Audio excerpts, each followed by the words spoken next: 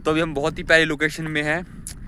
कुछ दिन पहले एक मित्र ने मुझसे पूछा था कि ये जो गंगा किनारे पत्थर होते हैं ये राउंड शेप या फिर ऐसे शेप में क्यों आ जाते हैं। देखिए देखो दोस्तों, ये ईंट है, ठीक है। अब ईंट भी पत्थर वाली शेप में आ गई है।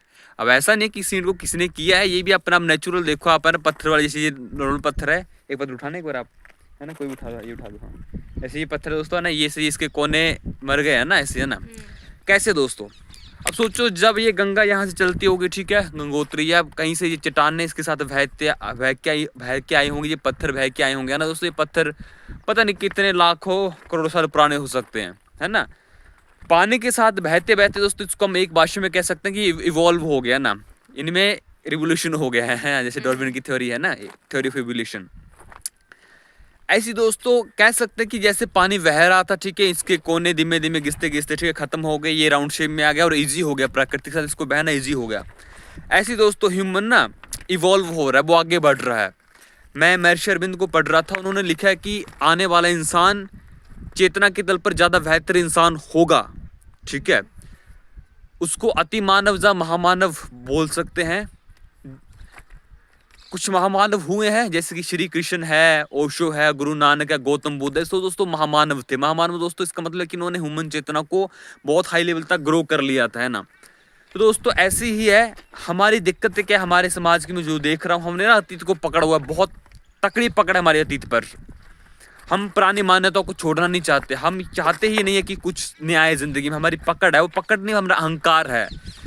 चीजें बदल रही है दोस्तों, समय बदल रहा है, इंसान बदल रहा है, ठीक है। तो बेहतर हो कि आप समय के साथ अपने माइंड को ग्रो करो, ठीक है। पकड़ी हुई धारणाओं को देखो कि वो धारणाएं आपके अहंकार ना बन जाए दोस्तों। फिर चाहे वो धारणाएं आपकी धर्म को लेकर हो, आपके मत पंथ को लेकर हो, ठीक है, या फिर आपकी संस्कृति को लेकर हो। समय बदल रहा है, इंसान बदल रहा है, ठीक है। जो पहले इंसान था वो बदल चुका है और बदल रहा है, तो नए चेंजेस को स्वीकार करो, जो चेंजेस हमारी चेतना में आ रहे हैं। और दोस्तों ये एक साधक इस चीज को समझ सकता, अगर वो इस रास्ते पे निकलता, वो देखता है कि उसके भीतर चेंजेस आते हैं। तो ऐसा नहीं है, मैं खुद की कहानी बताता हूँ। 5 साल पहले जब मेरी यात्रा, 7 साल पहले मेरी यात्रा शुरू हुई थी, मैं एक अलग इंसान था, गया, मैं आगे बढ़ चुका हूँ, मैं नई चीजें सीख चुका हूँ ना, साधना के दृष्टिकोण से बात कर रहा हूँ। तो इंसान भी इवॉल्व हो रहा है, ठीक है, बेहतर हो रहा है इंसान।